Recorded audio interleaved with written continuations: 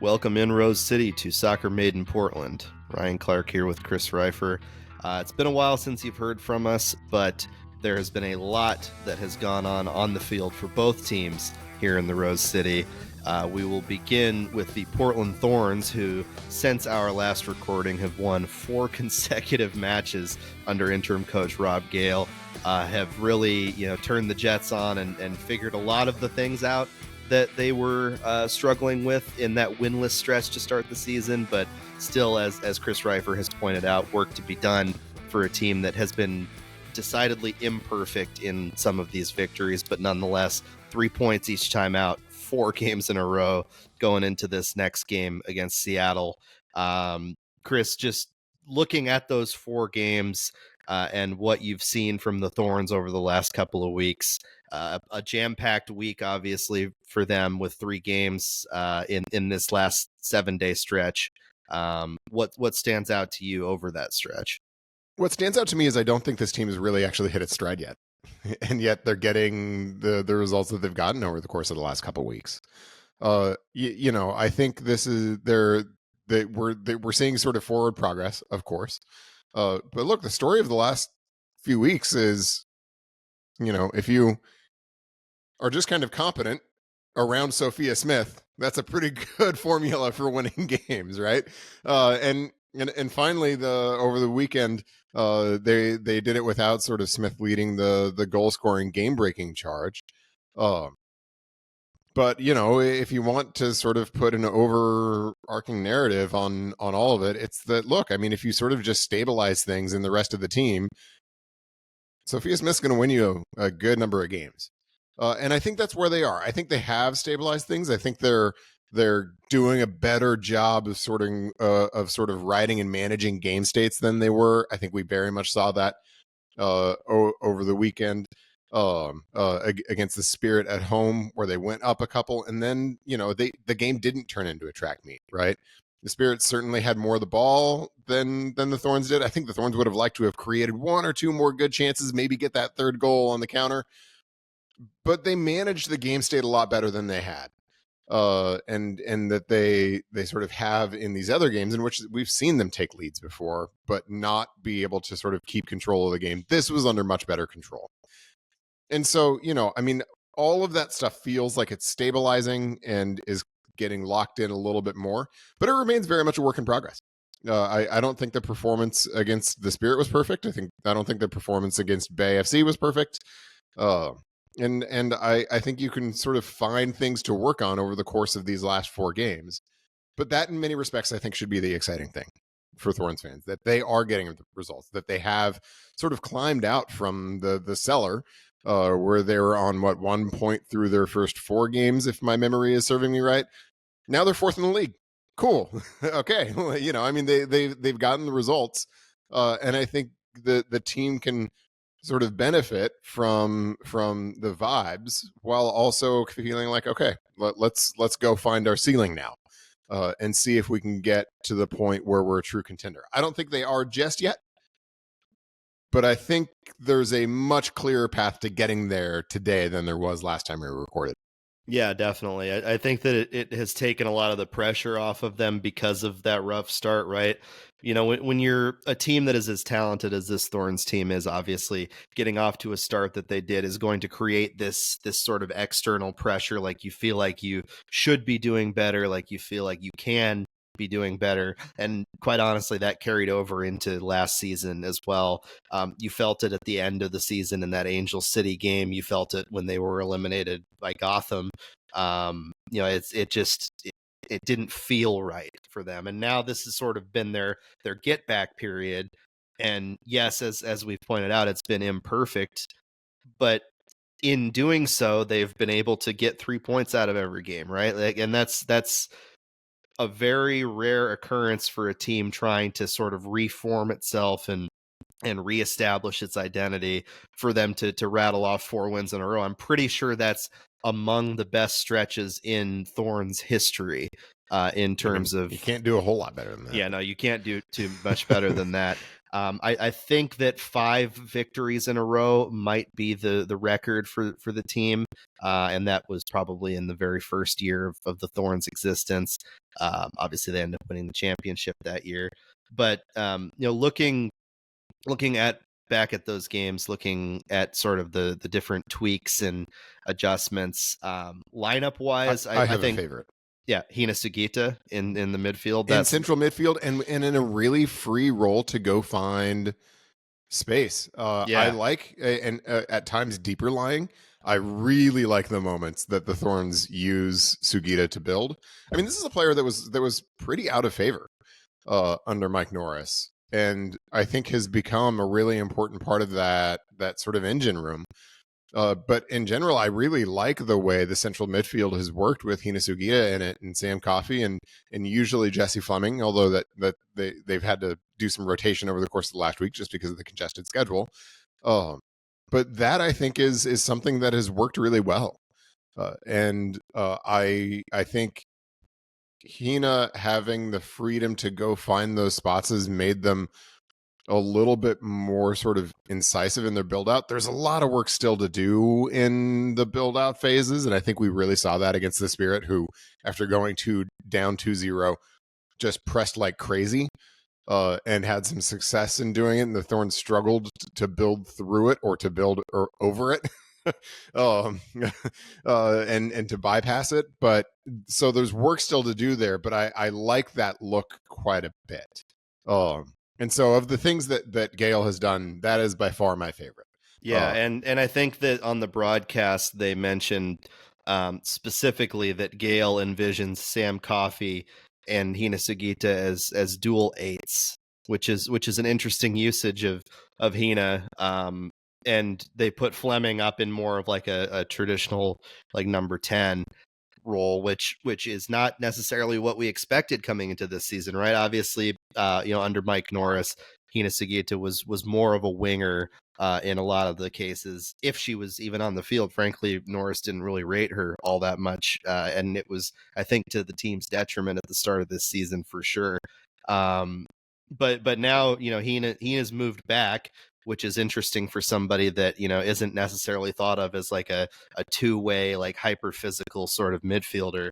But you watch what she did in that Spirit game, and she was stuck in and extremely physical and winning balls and using her sort of acrobatic skills with her feet in ways that I think were really impressive. And one of the examples was like she was like essentially rolling around on the ground, and she did something that I've seen her do before where she's still able to sort of like, kick her feet around and win a ball in traffic. So I think it really fits her skill set well. And I think that, in the last year plus, she has adjusted to the physicality of NWSL in a way that she might not have early on in her Thorns career. So, and she can use, I mean, her work rate is fantastic. Her mobility is very good. And then you also see her technical ability on the ball and being able to get out of tight spots. Those are all things that they've kind of just been missing in the central midfield over the course of the early part of the season. And I think including late last year.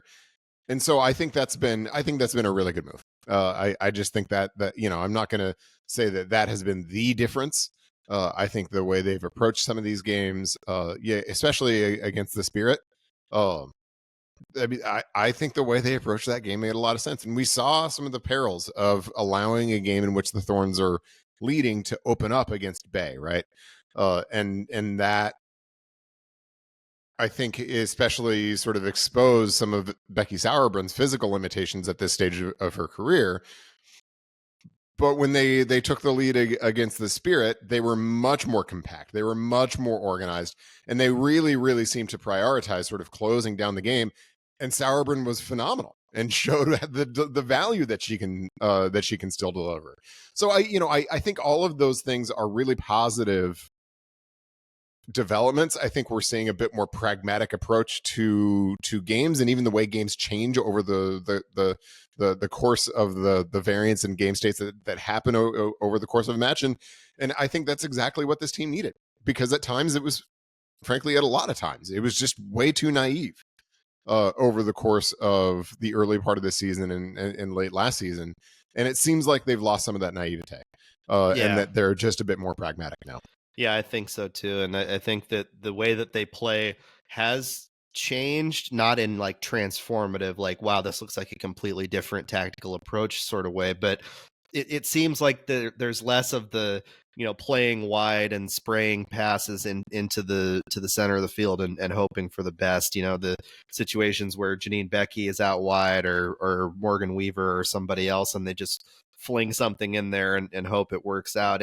It's more like of the pinging the ball around and using the technical ability of those players in the midfield to your benefit in the build up, and they aren't, I think, leaving themselves as exposed at the back as they were before. Now there obviously are moments where they might be struggling to recover, but I think that the progress has definitely been visible in that regard in terms of defending. I think that Shelby Hogan was great in that Spirit game too. She is somebody that had a really rough start to the season. Now she wasn't obviously helped by the fact they had all those issues at the back. That leaves any goalkeeper, as Maxime Crépeau on the Timbers would tell you firsthand, that leaves a goalkeeper pretty exposed a lot of the time. But I think that she has shown significant progress and has earned her right to continue to be between the wickets for them. Soph obviously didn't have a great game against the Spirit, but otherwise has just been otherwise she's been nuclear. I mean, it's like seven goals, 3 assists at this point is just outrageous. Like I saw a graphic that the Current posted where they showed that like of the top 5 goal scorers in NWSL, I think they had 3 of them. And the other players were sort of in like a faded font where you couldn't really see their name. But like, doesn't matter what font you put Sophia Smith's name and accomplishments in right now, they are exemplary. Yeah, they are exemplary, and she was at the top. She had 7 goals above the best player on their team, I think had 4 or 5. And you can put it in Comic Sans and it's going to be deadly serious. you could definitely put it in papyrus maybe. But no, it's been an amazing season for Soph. She certainly has led the way for them in this sort of turnaround. And she played a lot this week, frankly, and frankly looked really gassed toward the end of that Spirit game. Just looked like the legs were awfully heavy, and that was the difference. There were a couple of moments where she did get out on the break. Frankly, the kinds of opportunities that the Thorns probably wanted to create in that game state, and just didn't have the legs. Very understandably, after a busy week with a lot of travel and a lot of points too. Exactly, and so she and the rest of the team will have this full week to sort of rest, recover, and retool ahead of this game against the Reign, which is going to be a really fun one at Providence Park. One additional shout, I think, from a player's perspective, Christine Sinclair has found the spots to make a difference. Yes, that is exactly what you want from Christine Sinclair on this team at this stage of her career. And I think whether how they're choosing when and where to deploy her is going to be continue to be important decisions. But look, I mean, the goal she scored against the Spirit was like kind of a subtly like clever, classy goal to bring the ball down the way she did. That was really, really nice. Yeah, bottom of her boot. Yeah, that was pretty sweet. And that is the value that Sink can very much still bring to this team. And so I think that too is really exciting, that she's in those spots more often now, instead of being sort of asked to step into a central midfield unit that wasn't really working and being asked to carry more of the load. That's not how you should be using Christine Sinclair at this point. I think Rob Gale's got that right as well, and I think that's really helped Sink, maximize her contribution to this team. And clearly, there's still contribution there to be made.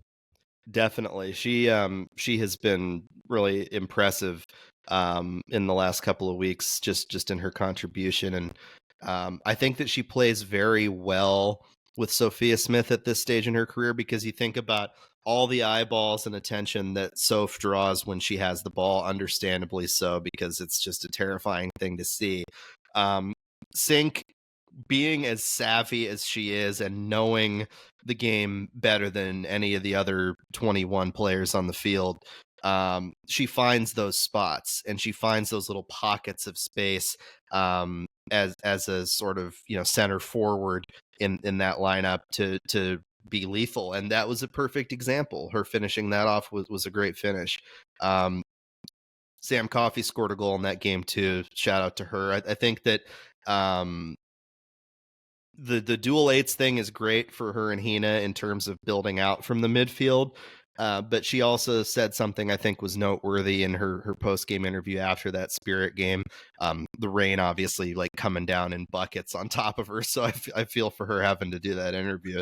But she said something really interesting, that she's trying to be up higher and in positions to score more goals and to make more plays in those sort of positions, which I think is a very good thing, because her ability as a finisher is something that she has not necessarily shown off last couple of years. Last year she led the NWSL in assists and was an incredible playmaker in the position Mike Norris had her in. But she is somebody that can finish with the best of them, and I think we saw a good example of that on one touch, just firing one into the net on what was a great cutback and pass by Hina Sugita. So good performances all around from the Thorns, but a lot to be excited about for sure. Yep. And I think one of the things that they're going to have to figure out is how they work out the balance in that double pivot.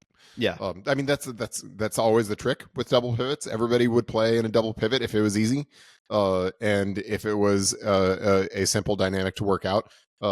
She and Sugita are going to have to continue to work to do that. But I agree that that at least the theoretical returns, and we've seen some real returns out of this early on, look good. And so it's a matter of sort of continuing to chip away to become the team that I think now we see they can be. But it's going to take some more work to do it, because they're not there yet. Two pieces that I think are worth touching on the Thorns before we move on to the Timbers. One, that injury with Morgan Weaver, which we don't know the extent of yet, could potentially be a serious one, but we don't have any information at this point from the Thorns on that. It looks to be a knee injury for Morgan, and didn't look good when it happened that day. It was pretty rough. Not a great one. I mean, we will have to wait and see. You never want to speculate about something like that. Hopefully it turns out to be not as much of a thing. Because she means a lot to this team, really, from an attacking perspective, and had not quite found her role within the last few games of success for the Thorns, right? She had kind of been one of the odd people out in terms of contribution, but obviously can go off at any time and is one of the more talented forwards in the league. That leads into the other piece I wanted to touch on, which is the rookie Peyton Linehan. Interesting player. Who is a very intriguing player and somebody who I think will benefit from the unfortunate situation of Morgan Weaver being injured, right? Because she slotted in there as a forward with Sophia Smith, and we saw flashes against Bay FC, including that goal that she scored on a pass from Smith, and then the pass she made to Smith that led to the other goal for Soph. Really good pairing and two dynamic players. And Linehan, I think, has showcased a lot of pace. She's showcased an ability and a control on the ball that somebody of that pace does not always have, and could slot in there as a regular member of the starting lineup for this team as a rookie and just be another massive W for Karina LeBlanc and the front office in the draft, right? The idea of bringing in another like serious contributor and potential star. We'll see how she continues to develop throughout this season, but I have been thoroughly impressed with Linehan so far. Yeah, some really good looks so far from Linehan. I think we need a little bit bigger body of work. It's a little bit easier to do it when you're not, necessarily on the scouting report, and you're not somebody that teams are really looking at in their video sessions ahead of a game. And we see this frequently from rookies that they sort of come on and they make an impression, and then things get a little bit harder. So that's going to be the question for her, is as things get harder, as she gets more playing time for the Thorns, and I think she's absolutely deserved it. because the performances to this point have been good. How she handles that, and so I think really interesting player. I think she's very much going to be in the discussion to be starting in that wide role, whether it's as a wide forward or as a winger. I think she's very much put herself in that discussion at this point. And now it's a matter of who's going to seize that. Is it going to be Janine Becky? Is Weaver going to be back and playing? If she is, you've got to think that she's got one of those spots on lockdown. But Linehan now is in that conversation, and I think that's everything you can ask for and everything you want from a prospect like her. So full credit to her for getting to the place where she is. But I mean, she's in a similar place as the rest of the team, right? She's kind of gotten some of the results. But there's still work to do, and I think that's probably something that she feels personally, like the team feels collectively. For sure, that rookie wall is a real thing, and it's a real thing. It happens even to the best rookies. You think about Sam Coffey's rookie year; she was amazing, but she had those stretches that were challenging for sure. Yep. And Peyton will have those. She's forward too, so inevitably there's going to be those spotlight moments that become challenging for you. But yeah, look, she because of Weaver's injury and because of the fact that the Olympics are coming up, I feel like those sort of opportunities are going to definitely be there for her, and she'll get the sort of requisite minutes that she needs to develop. So yep, there's going to be the opportunity for sure. That'll definitely be there. Speaking of walls and running not through them but into them, like over and over, like a broken Roomba. Yeah, like a like a Roomba running into like a closed door. The Portland Timbers lose 2-0 at Charlotte over the weekend. 8 consecutive matches without a victory. They have not won in what will be more than 2 months come Sunday when they face the Seattle Sounders. That's a long freaking time without winning a match. And Phil Neville, he, to his credit, has been vocal in post-game press conferences about the issues at play, no more so than this most recent match, which one could argue was one of, if not their worst performance of the season. Bad body language, really disorganized play.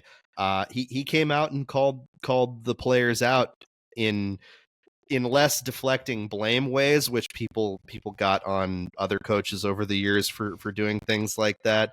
And more of like a look, like it's time to show up. Like if you're not up to the standard, if you're not putting in the consistent effort, then there's going to be a change at your position, and I would expect there will be several changes in the lineup, and he said there will be. We'll see what they are. Yeah, we'll see what they are. But nonetheless, he was extremely vocal in that regard after the game. But within the game and within the last several games, it has been something of a spiral for the Timbers, now down to 0.9 points per game, no longer in the meme territory of 1.1. In worse territory, the good old days. Yeah, the good old days of 1.1 points per game. So they're in a very rough spot, and one where if they do not pull out a victory against the Sounders, they could get passed by the Sounders if they take the L at home this weekend. Passed, mind you, in the bottom part of the standings, like toward the wooden Neither spoon of these territory. Teams have covered themselves in glory so far. No, they have not done terribly well in Cascadia this year. But Whitecaps are doing great. Yeah, other than I was going to say other than the Whitecaps, it's been a really, I think, telling stretch for the Timbers. We talked on previous podcasts, and this has been the company line, but it's also been one that I think has rang true in some cases, is that the team was better than their record, right? The idea that the talent on the roster is not indicative of the results that have been occurring on the field. At this point, they're starting to show these things that make me think maybe this is who they are. Maybe in fact this roster does have deeper flaws than we see on the surface. I disagree.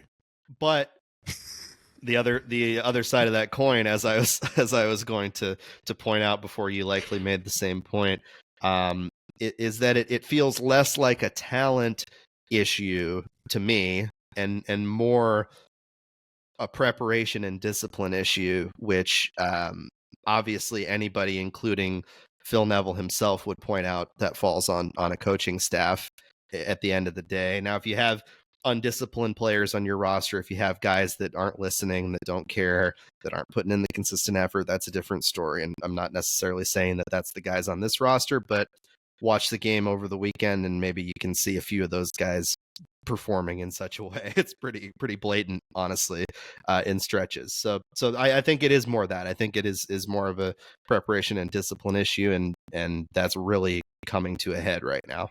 Yeah, Zach McGraw didn't forget how to play soccer over the holidays, right? Neither did Christian Paredes. You know, I mean, those two guys haven't been great early this season. In fact, they sort of combined to be primarily culpable on the first goal that the Timbers conceded. In I think not a great moment collectively for the team. Phil Neville called it embarrassing watching that goal. I don't disagree. Really simple goal to give up. In a phase in which you don't understand it. But those guys didn't they didn't forget how to play soccer over the offseason, right? Jonathan Rodriguez looks worse today than he did when he showed up. He didn't forget how to play soccer in the last 6 weeks, however long it's been. You know, Anthony hasn't forgotten how to play soccer. Santiago Moreno doesn't forget how to play soccer every other week or every third week. He wasn't bad. No, in fact, Neville pointed sort out, of singled him out as like one guy who showed up. That's like the only guy. Actually, he was the only person that he did, which is interesting. Given, just as a side note, given the issues that Santiago had with Gio last year, and some of the outside questions, maybe not necessarily fair toward him about effort and everything. I think he was great, and I think that it's great for him that Neville singled him out. But yes, there are many others on the team. So. And so, you know, I mean, this is why I think there are definitely things that you can say about this roster being like, oh, you know, it would be nice if they were deeper here. It would be great if they had another sort of playable fullback. It would be really helpful, I think, if they had one more sort of truly defensive-oriented midfielder, a central midfielder. I agree with those things, but those are, I mean, you can do that with basically every roster in MLS, right? You can go and say, oh, well, this is where these guys are a little bit thin. I mean, you can do that across the board. The thing that I think when you start sort of making a long list of players where you're like, oh, this guy's been inconsistent. Oh, this guy's not been in good form. Or that guy's not been in good form. If you're talking about just those individual players, you are missing the forest for the trees. And the forest level view right now is that Phil Neville's not done a good job.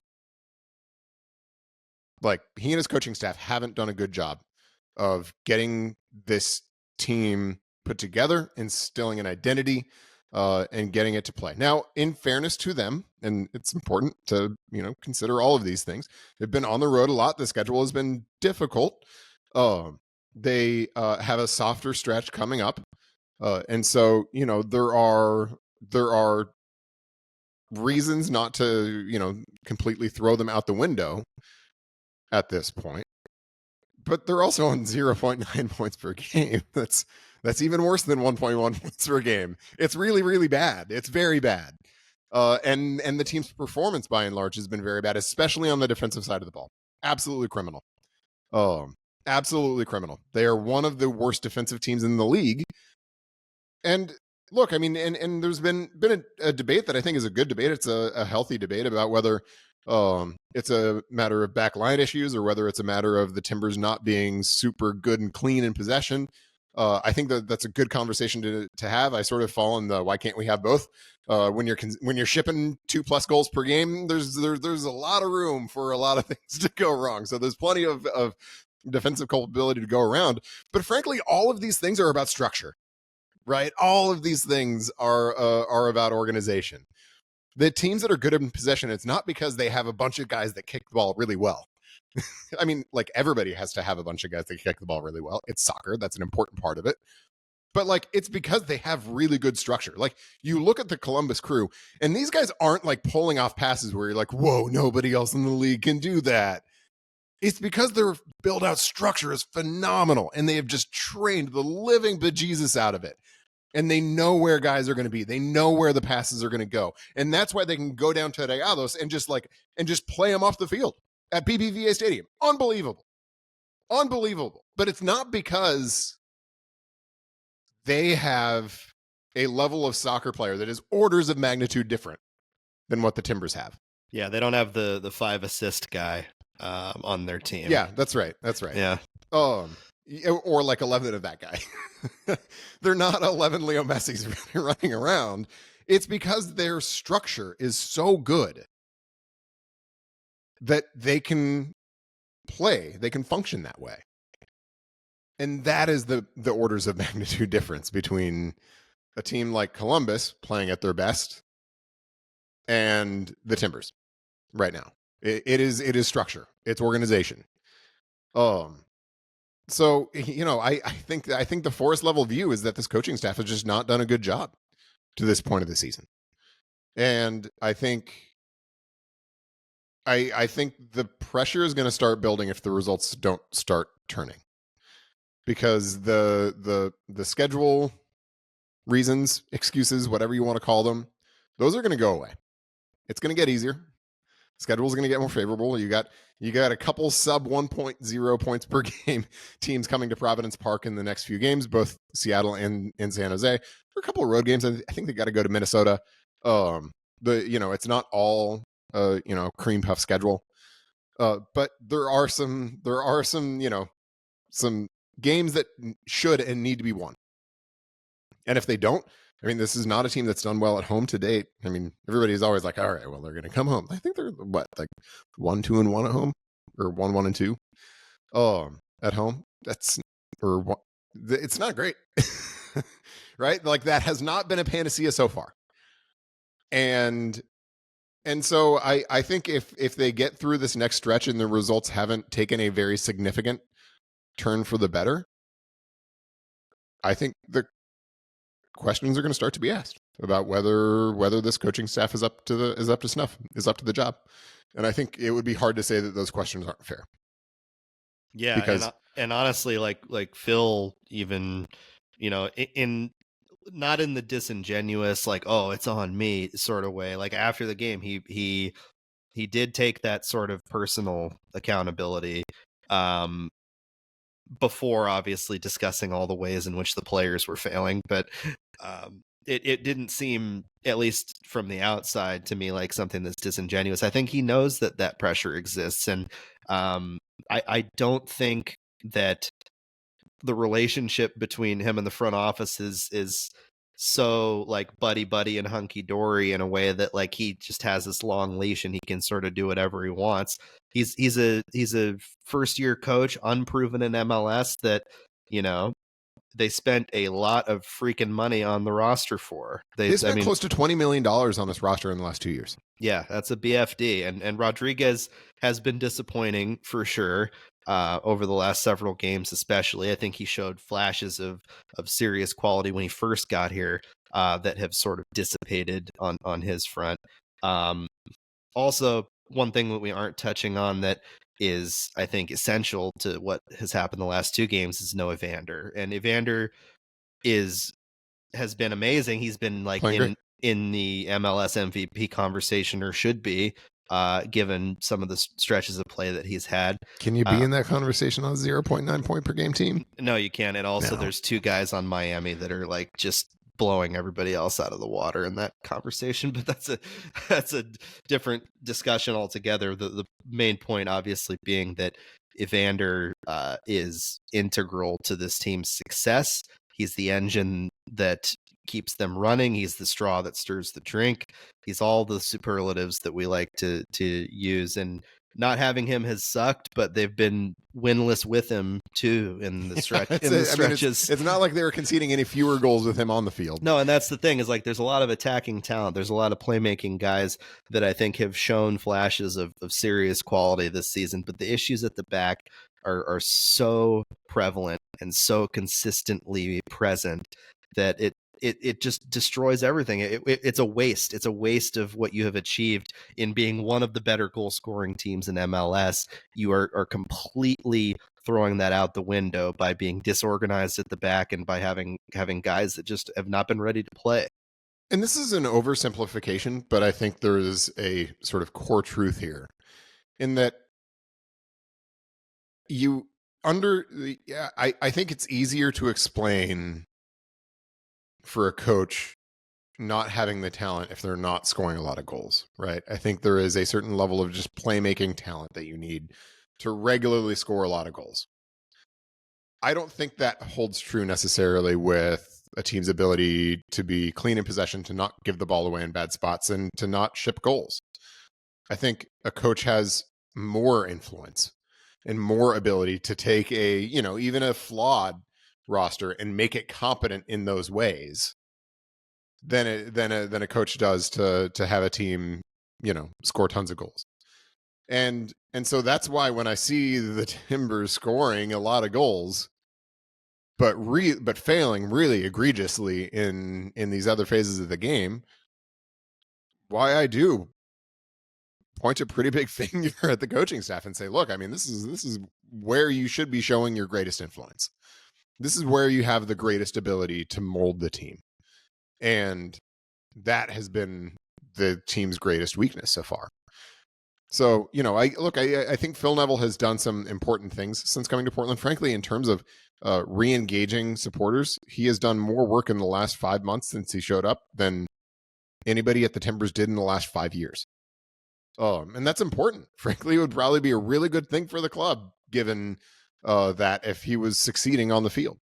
Yeah, he has shown a genuine desire not only to communicate with, but to understand the concerns of supporters in a way, not just with the on-field stuff, which has obviously been the primary focus of him, but I think he has a genuine understanding of what the club means to the community, and has repeatedly voiced that in ways that not every coach is going to do that. Not every they'll say it maybe, but they might not necessarily mean it. Yeah. And I give him enormous credit for doing that work, especially sort of in the difficult context in which he came into Portland, where the pump was primed for his prior comments to reopen some old wounds, and they did reopen some old wounds. And I think he has actually done a lot of work to mend those wounds a little bit. So I give him a lot of credit for that. I just think what he's delivered on the field has not been good. And it's been as simple as that. I mean, the other one that folks talk about that I chuckle about, I think this is not as salient a point as, this is a little bit hot takey. But been talking about Juan Mosquera. Really, really has struggled on the defensive side. If only we could go out and get a Premier League quality retired fullback to come in and teach him the finer points of defending in the position. There are two on the coaching staff. There are two people who meet that description on the coaching staff. But I mean, that's just it. I mean, you look at the overall trajectory of the team, and let's compare the trajectory, frankly, with a hire that I didn't like. Chris Armas in Colorado. Colorado had I thought an okay season, sort of on grading on the Colorado Rapids player acquisition curve. They had an okay offseason in terms of making some good low cost kinds of moves. They're never going to spend money. They're never going to get that talent that you need to really be sort of a game breaking team. But I thought they made some shrewd-ish moves. They had a solid offseason. They came in and looked really bad against the Timbers early on. It was clear that they had a lot of work to do. They've done a lot of work. They're a much better team today than they were when we saw them 2.5 months ago in Providence Park. You absolutely can't say the same for the Timbers. I would take the Timbers roster over the Rapids roster every day of the week and twice on Sunday. It is a more talented roster, especially in the attack. I mean, my goodness, Colorado's still starting Kevin Cabral. For goodness sake. And Armas is making it work.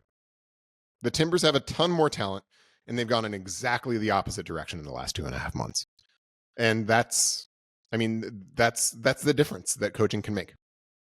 Yeah, and this upcoming stretch is really the step up to the plate situation for the Timbers, right? The excuse, and it has not been used as an excuse by the coaching staff at all. In fact, I think that in Phil's post game, he sort of poo pooed that sort of Yeah, notion I agree. that it was a rough stretch for them in terms of the schedule. But this is it now, right? Like this is like you have way more home games. I think 7 out of the next 9 at home. 1, 2, 3, 4.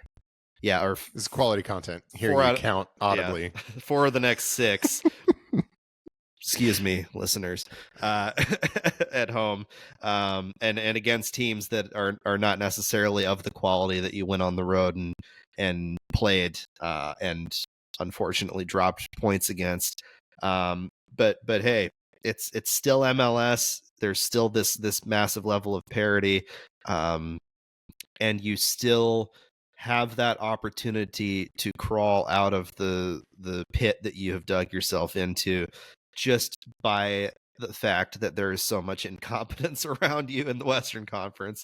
So this is the stretch to do that, period. Like this has to be the stretch of games where they're like, okay, we're starting to at the very least right the ship. They don't have to do what the Thorns did. They don't have to win 4 in a row and become world beaters. Would be nice though. It'd be pretty sweet. It would like helpful. Take a lot of pressure off of a lot of different individuals on the staff and in the roster, but they don't have to do that to showcase that things are going in the right direction, and it starts against Seattle on Sunday.